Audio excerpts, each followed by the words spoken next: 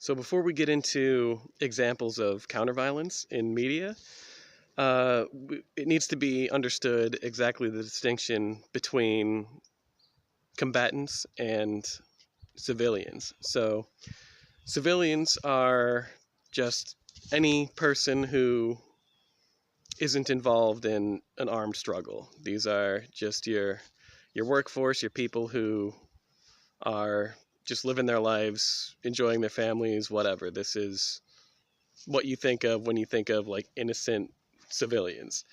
Uh, Combatants are anyone essentially who is using weapons to further some political or structural agenda, I guess you could say. But there are two different kinds of combatants primarily. There are liberation combatants. These are people who are willing to be in an armed struggle in order to uh, protect the human rights of themselves and others. And there are oppressive combatants, and these are people who are willing to use weapons and do use weapons to sustain structures, whether that's economic or political. So anyone who's enforcing apartheid or enforcing genocide, these would be oppressive combatants.